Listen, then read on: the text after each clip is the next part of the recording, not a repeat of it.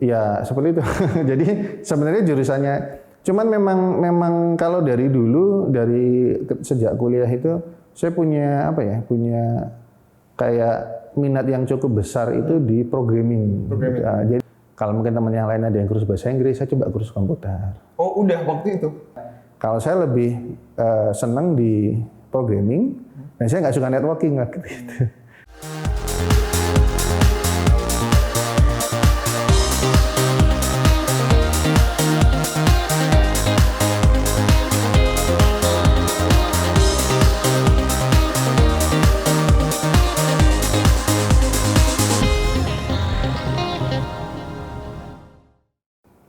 Halo, selamat datang kembali di Hack Lab Podcast bersama saya Andi Panca. Jadi inilah podcast dari Hack Lab Rocks yang akan menghadirkan orang-orang pro di bidang IT maupun teknologi yang semoga harapannya dengan mendengarkan podcast ini teman-teman bisa mendapatkan manfaat dari podcast ini gitu. Dan kebetulan kemungkinan nanti kita bakal uploadnya di hari raya Idul Fitri. Jadi saya mewakili tim dari Hack Lab Rocks mengucapkan minal aidin wal faizin, mohon maaf lahir dan batin. Semoga puasa kita semua teman-teman yang menjalankan bisa diterima sama Allah Subhanahu wa taala, kemudian bisa bertemu di Ramadan selanjutnya seperti itu.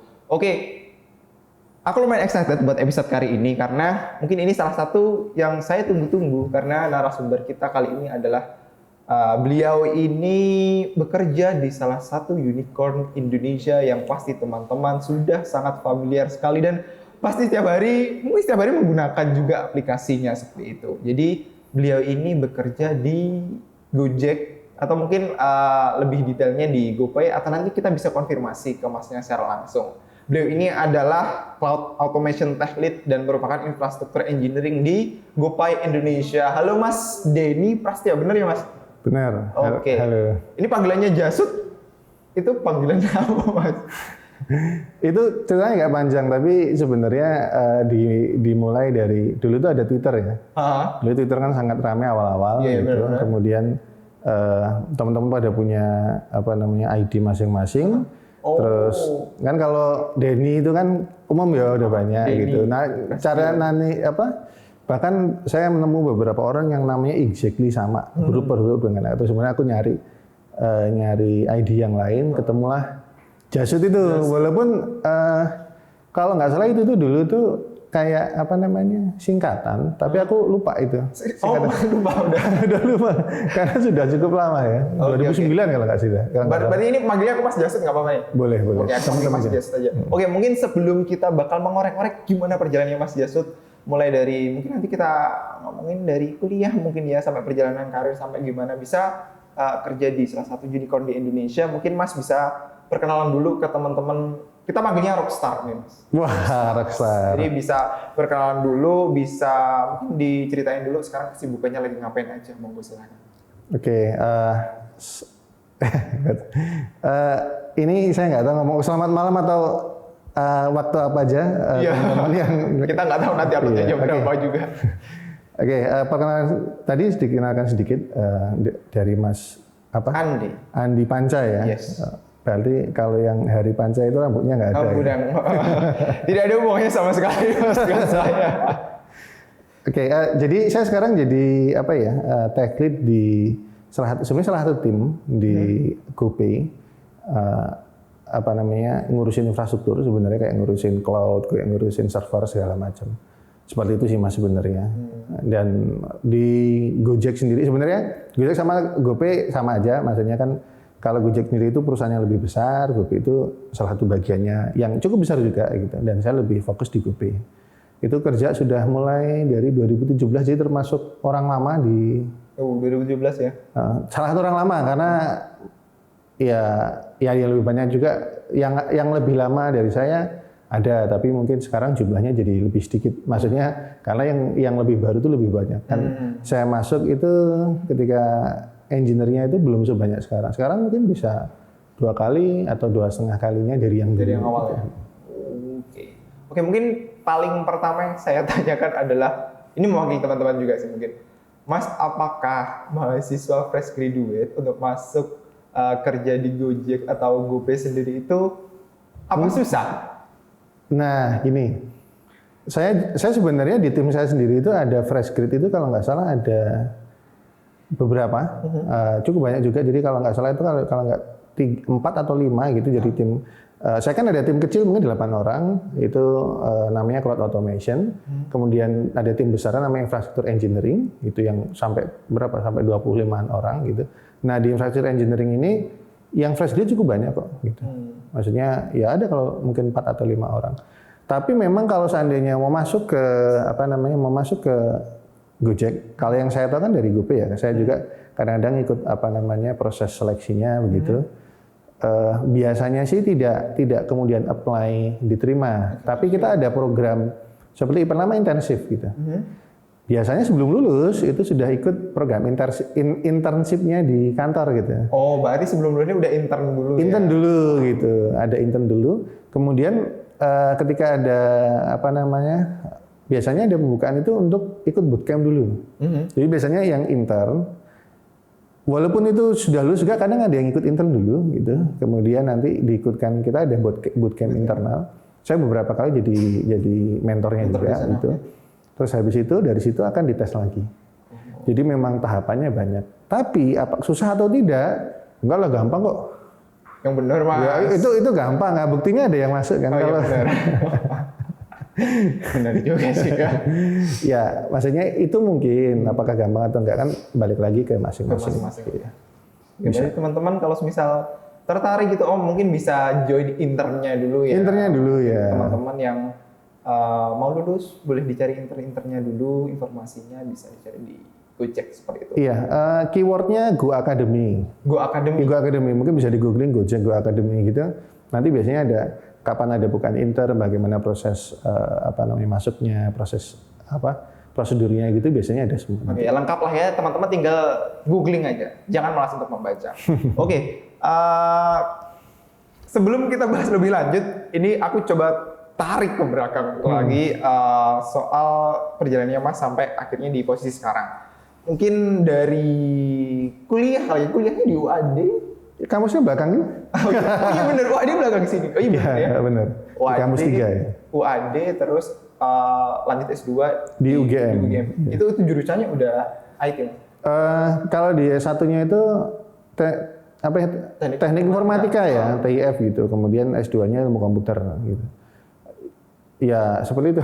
Jadi sebenarnya jurusannya, cuman memang kalau dari dulu, sejak kuliah itu saya punya kayak minat yang cukup besar itu di programming. Jadi di programming. Jadi kadang di luar waktu kuliah gitu, ya saya belajar sendiri gitu. Jadinya kadang kalau melihat saya dari kampus mana itu kurang relevan karena ya nggak cuman dari kampus mana, tapi kan kita mungkin saya punya ngulangin waktu gitu ya buat belajar hal-hal yang mungkin di kampus itu kurang banyak dipelajari, tapi saya pelajari di waktu saya sendiri, kayak gitu sih sebenarnya. Jadi gini nggak sih Mas, kalau misal di kampus kita dapat lah ya pelajaran, tapi kalau misalnya cuma mengandalkan itu nggak cukup nggak sih Mas sebenarnya? Kalau aku lihat sih sekarang gini aja ya, simple. Kalau teknologi itu kan bergeraknya cepat sekali ya, gitu. Jadi itu cepat sekali.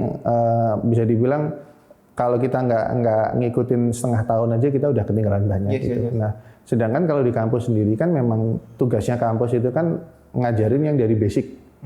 Nah, dan kampus juga kan biasanya mereka terikat dengan kurikulum ya. Dan kurikulum itu, merubah kurikulum itu bukan suatu hal yang mudah gitu. Apakah di kampus saja cukup? Kampus itu perlu menurut saya, tapi kalau seandainya mau benar-benar siap, ya kan waktu di kampus kan nggak banyak kan, maksudnya kita nggak 24 jam mikirin kampus kan, kita juga ada waktu longgar, itu mending digunakan untuk untuk belajar hal yang lain gitu. Join ke komunitas kayak gitu. Dari saat sekarang pun juga udah banyak kalau misal mau belajar di luar kampus pun udah banyak, salah satunya komunitas tadi sih sebenarnya. Oke, kalau tertariknya di IT ini sendiri Mas, untuk akhirnya memutuskan jurusan di IT ini, apakah mungkin dari kecil udah tertarik untuk ngotak-ngatik fisika atau gimana gitu? Nah, kayaknya sih mau dimulai dari game ya. Jadi saya dulu suka nge-game gitu. Sama. Jadi ketika saya suka nge-game kemudian tertarik dengan mungkin lebih ke apa ya, elektronik layar seperti itulah ya. Kemudian kalau nggak salah waktu itu saya SMP nyobain, ya kalau SMP kan dulu kan sekolah dari pagi sampai jam 2 lah pulang. Habis itu selanjutnya saya nyobain, kalau mungkin teman yang lain ada yang kursus bahasa Inggris, saya coba kursus komputer. Oh udah waktu itu? Ya di kampung sana ya, walaupun ya kursus komputernya mungkin kalau di sekarang masih produknya Microsoft itu ya. Atau dulu waktu itu saya masih ingat banget, saya dulu itu kursus nginstal Windows 97. Windows 97. Itu pakai dulu pakai disket. Masih saya tidak merasakan. Tidak merasakan. Ya dari situ interestnya kemudian berlanjut lah.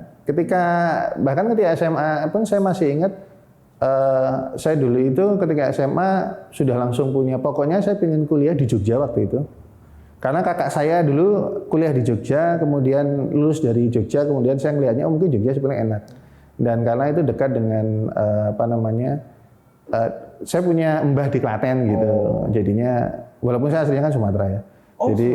Jadi dari situ ya udah saya di Jogja aja, dan waktu itu saya pinginnya informatika. Ya sudah saya masuk gitu aja sih. Oke, akhirnya terjun masuk ke informatika. Nah,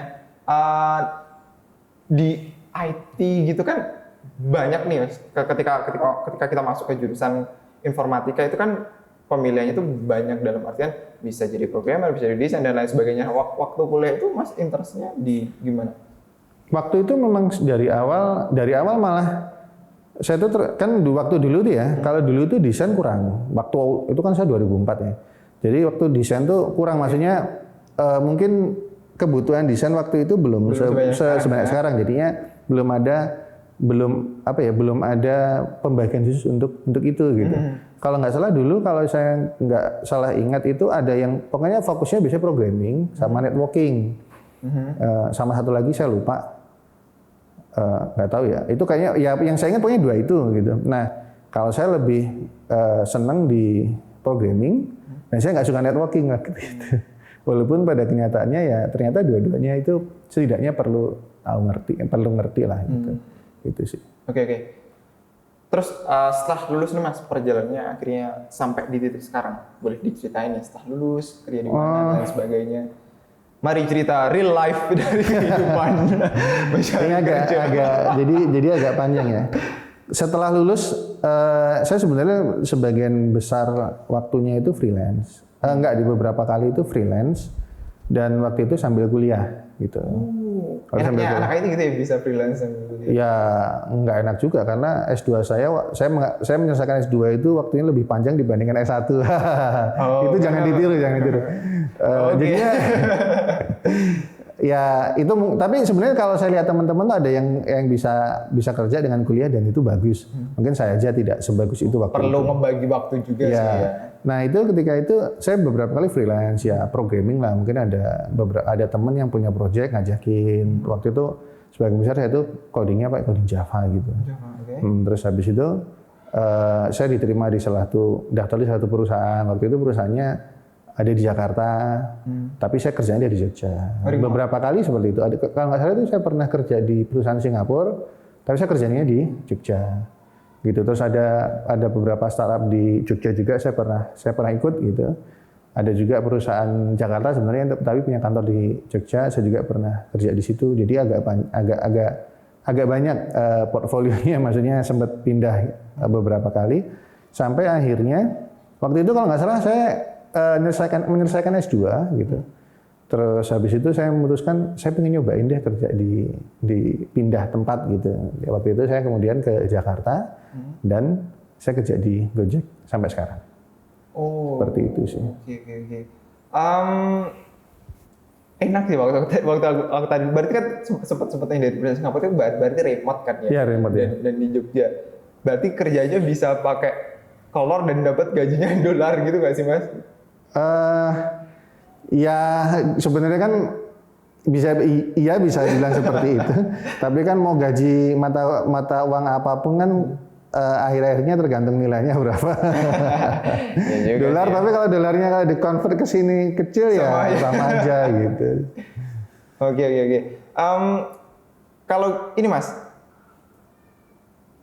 kan itu untuk mendapatkan pekerjaan seperti itu kan kita bisa apa ya? Kita butuh portofolio lah sampai akhirnya bisa dapat kerja tadi di Singapura, di Jakarta dan lain sebagainya. Nah, kalau Mas sendiri cara bikin portofolionya buat kalau misal buat teman-teman yang fresh graduate itu ada tips-tips gitu nggak sih Mas? Gimana ya, kalau ini mungkin agak berbeda. Kalau saya dulu tuh saya terus terang tidak pernah mikirin saya portfolionya seperti ini. Waktu itu berpikirnya adalah ini sekarang ada kesempatan freelance contoh. Ya saya ambil aja waktu itu karena ketika saya lulus itu kan IT tidak se-booming sekarang gitu. Sekarang kan mungkin teman-teman yang fresh grade dengan skill yang sudah mumpuni tinggal milih nih perusahaannya mana, tinggal apply ke beberapa perusahaan. Kalau waktu saya dulu itu perusahaan IT belum sebanyak sekarang. Jadinya yang mana yang ada gaji berapapun waktu itu ya disikat dulu gitu. Dan balik lagi kuncinya kalau saya sendiri yang saya rasakan adalah belajar. Jadi mau kerja di mana, mau apakah nggak kerja, apakah freelance, kerja remote atau nggak remote, ya harus belajar gitu. Belajar itu dari termasuk teknologi, belajarnya ya. Membagi waktu karena ya dibilang tadi kalau apa sih namanya, kalau kerja remote gitu bisa pakai kolor gitu ya, cuman kan tetap aja kita disiplinnya tetap harus sesuai lah, kalau nggak ya nanti kita nggak deliver, kalau nggak deliver ya nggak bisa gitu ya. Gitu. Oke. Jadi sama ya belilah kira-kira. Oke, mungkin ini bisa dibilang Mas Jasut ini kan udah ya senior gitulah ya karena udah cukup lama juga terjun di dunia teknologi IT ini. Nah, kalau pandangan dari Mas sendiri, perbedaan ekosistemnya dulu dengan sekarang gimana? Beda banget ya, beda banget itu karena waktu dulu itu percaya nggak percaya, mahasiswa di jurusan informatika waktu itu, itu biasanya diajakin jurusan yang lain gitu. Wah kamu nanti nyervis komputer ya gitu. Atau nggak jago warnet. Exactly gitu. Nah, waktu itu karena memang pekerjaan di industri IT itu belum sebesar sekarang gitu. Maksudnya belum sewah sekarang dengan adanya beberapa startup yang disebutkan dengan unicorn, dekakorn kayak gitu. Ya seperti itulah. Ya dia ya nggak seperti kalau sekarang enak ya. Kalau dulu gitu. Tapi ya tetap aja waktu itu tuh internet masih jarang gitu ya. Terus download itu susah gitu. Tapi sekarang lebih mudah gitu. Kesempatan juga semakin banyak. Ya kira-kira seperti itu sih. Dan apa kesulitannya seperti apa? Kalau saya sih karena saya mungkin saya udah ngalami. Saya nggak bilang sekarang lebih mudah dibandingkan dulu. Yang jelas ada tantangan masing-masing. Tantangannya masing-masing. Kalau dulu mungkin lowongan pekerjaannya belum sebanyak sekarang, tapi mungkin supply-nya itu juga belum sebanyak sekarang juga. Kalau sekarang itu saya ngelihatnya yang apalagi yang baru-baru itu keren banget gitu. Maksudnya saya ngelihat dulu waktu saya kuliah semester sekian, saya belum tahu hal-hal yang sekarang teman-teman yang masih kuliah itu udah bisa gitu. Wah itu luar biasa sekali. Tapi tetap di luar tantangannya lebih besar gitu sih. Oke. Terus sekarang kan tadi udah perjalanannya banyak nih. Terus akhirnya di GoPay ini boleh diceritain dong Mas? Akhirnya gimana? Di GoPay terus di sana tuh seperti apa yang bisa di-sharing sama teman-teman yang dengerin? Kalau dulu ya berjalannya waktu ya. Waktu itu sebenarnya mungkin ada sedikit personal juga. Jadi setelah waktu itu kemudian kan saya dari bujangan gitu, kemudian menikah, kemudian punya anak gitu. Ketika masih di Jogja itu kemudian saya berpikir sebenarnya saya perlu pingin nyobain gitu loh. Saya effort ekstra nggak apa-apa. Saya harus pindah tidak di Jogja karena kan saya di Jogja udah cukup lama gitu, udah sangat nyaman. Nggak apa-apa deh gitu, harus keluar kota gitu. Ya demi siapa? Ya demi anak istri kayak gitu istilahnya. Klisenya kan seperti itu. Dari motivasi pertama adalah keluarga. Iya, terutama nomor satu itu keluarga. Nomor satu itu keluarga. Terus habis itu saya ke Jakarta, walaupun keluarga saya tetap di sini gitu, karena kebetulan istri saya juga punya pekerjaan di Jogja, nggak bisa ditinggal. Terus saya juga lebih menginginkan anak-anak saya tinggal di tumbuh di lingkungan Jogja gitu, tidak di Jakarta. Ya saya ngalahin gitu, ke Jakarta, kemudian 2 minggu sekali harus pulang seperti itu sih. Effort ya mas, nggak apa-apa tapi ya. Nah tadi sempat tanya di sana seperti apa?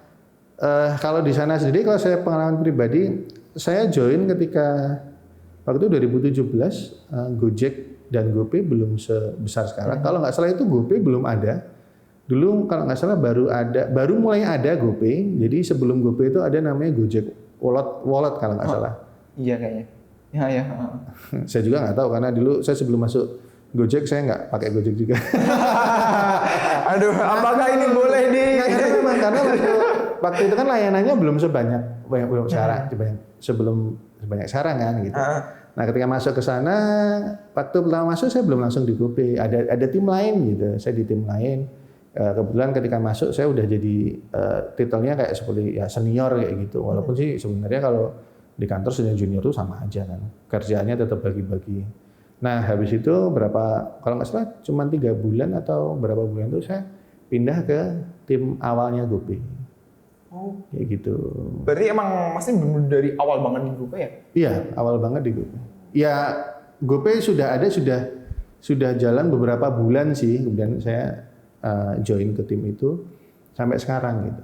Di awal-awal saya di GoPay itu kerja jadi back-end engineer biasa. Terus kalau nggak salah itu nggak nyampe 1 tahun di back-end engineer, kemudian saya geser ke infrastruktur itu. Jadi ngurusin server lah gitu. Walaupun saya aslinya programmer. Jadi bisa dibilang kerjaan apa ya? Yang saya kerjakan sekarang tiap hari itu ilmunya 2 tahun yang lalu saya nggak tahu itu apa gitu. Contoh ya, saya tuh sekarang kerja pakai namanya Ansible. Ansible itu untuk otomasi di server. 2 tahun yang lalu saya tahu Ansible itu apa, saya belum pernah megang. Dan sekarang itu salah satu pekerjaan tiap harinya itu ngurusin itu. Jadi ya terus belajar sih akhirnya. Iya benar ya, berarti kan pastinya Mas megang itu juga waktu di situ juga kan? Iya. Itu contohnya itu saya sendiri ya. Kalau kita ngelihatnya contoh, saya lihat teman-teman yang developer Android gitu. Mereka dulu mungkin codingnya ya pakai Android API versi yang lama gitu. Sekarang tuh ada lagi yang namanya Jetpack Compose segala macam itu completely different gitu, benar-benar berbeda, dan itu kayak fitur yang baru yang diberikan oleh kreatornya Android itu Google. Jadi ya teman-teman juga yang lagi harus belajar lagi. Nggak ada masalah dengan itu. Berarti teman-teman jangan pernah merasa bangga kalau misal udah menguasai satu hal terus udah aku sini aja nggak mau belajar lagi. No nggak kayak gitu maksudnya. Itu berkembangnya cepet banget ya. Cepet banget ya. Cepet banget. Oke, mungkin selanjutnya gini deh. Enaknya plusnya sama nggak enaknya minusnya bekerja di Gojek atau GoPay sekarang versi Mas. Gitu. Nggak enaknya cuma satu Mas, harus kerja.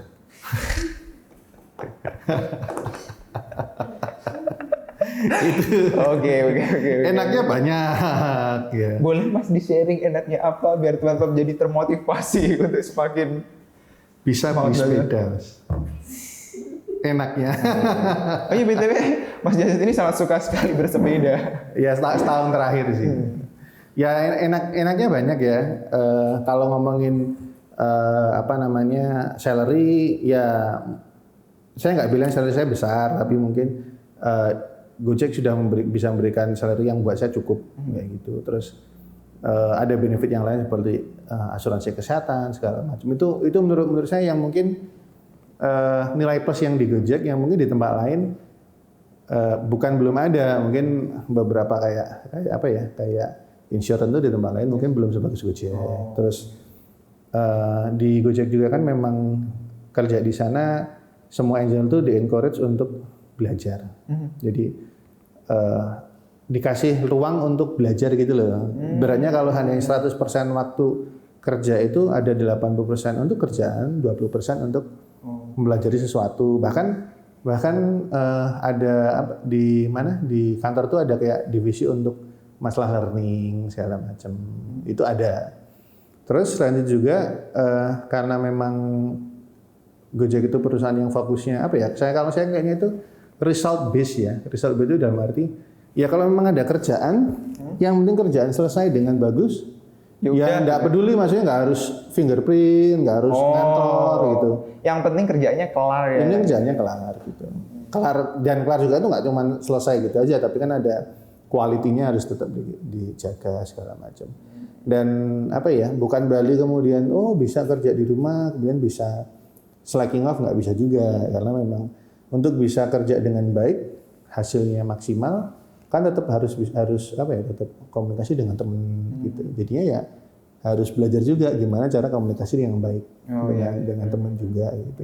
Terus gimana caranya kalau ada konflik ya bisa segera diselesaikan. Ya biasalah kalau manusia ketemu manusia kan pasti ada konflik. Ada drama-dramanya ya Mas. Ya drama, pasti ada dramanya lah. Gitu. Walaupun ya nggak seperti drama Korea juga sih. Aduh.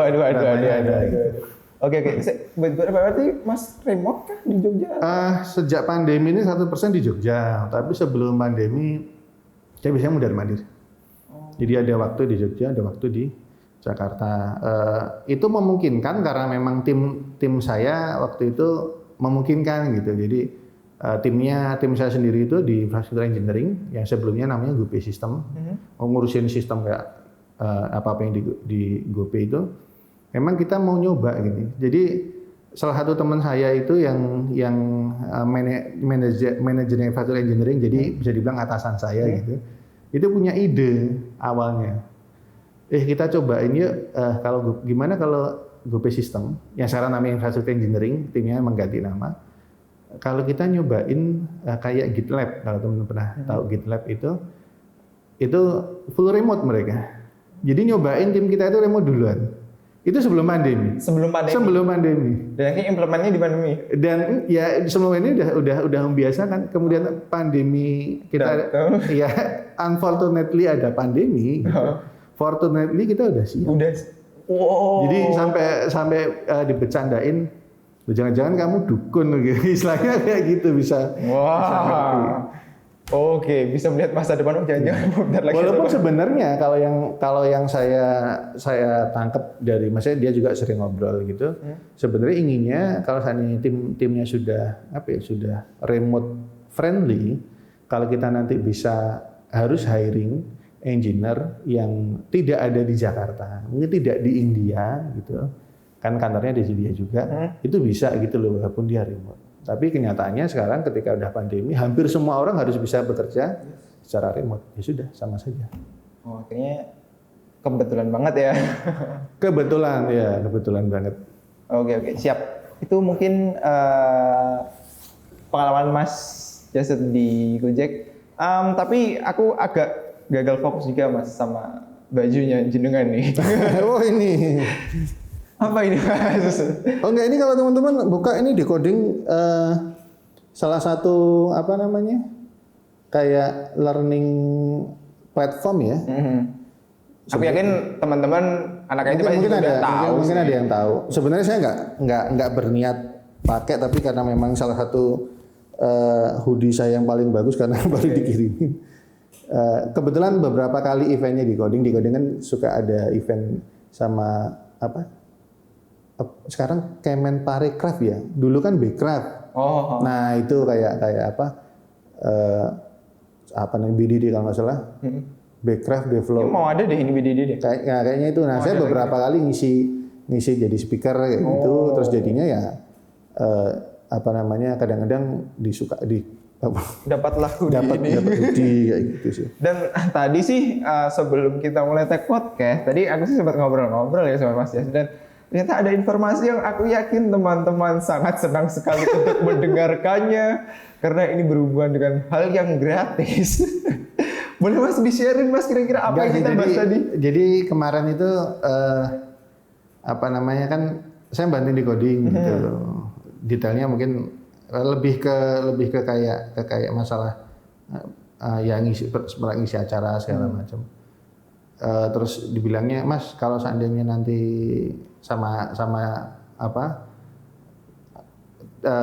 chief produknya gitu kan teman dekat juga. Mas kalau seandainya nanti mengisi talk, pingin ngasih beasiswa gratis, course-nya di decoding. Mas Yasud bisa memberikan bebas kayak gitu, ke siapa aja. Nah tuh. Ya bukan berarti kemudian semua orang ngumpul tak kasih satu enggak ya kan. Pasti ada batasnya. Oke, gimana nih kalau semisal teman-teman rockstar yang nonton, interest dan pengen mendapatkan beasiswa itu tadi gimana nih Mas caranya? Ya banyak-banyak di komunitas aja. Siapa tahu nanti pas ada event yang saya ada di situ, siapa tahu door prize-nya itu beasiswa. Jadi kalau misal ada event dari decoding terus atau hack club ya kalau kita bisa. Boleh. Bisa. Mungkin bisa dibicarakan ya teman-teman yang di belakang kamera.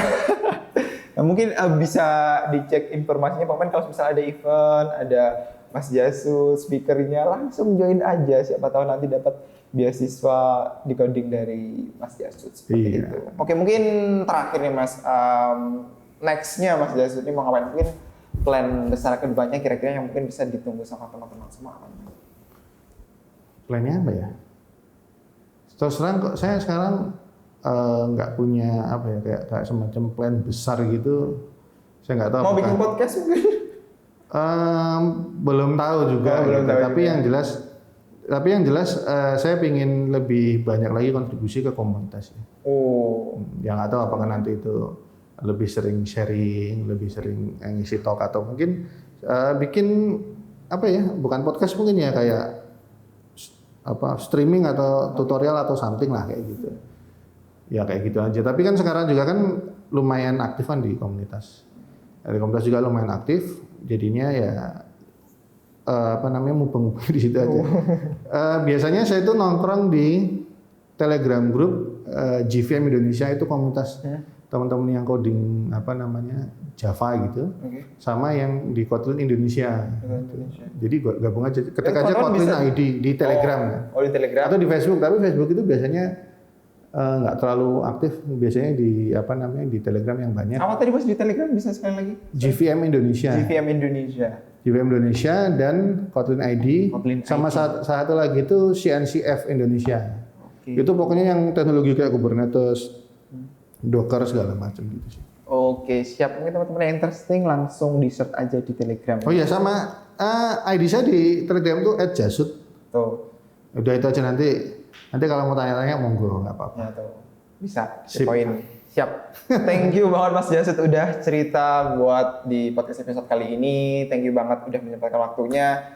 Akhirnya kita bisa ngobrol dengan narasumber yang bekerja di salah satu perusahaan Gojek atau tepatnya GoPay di Indonesia.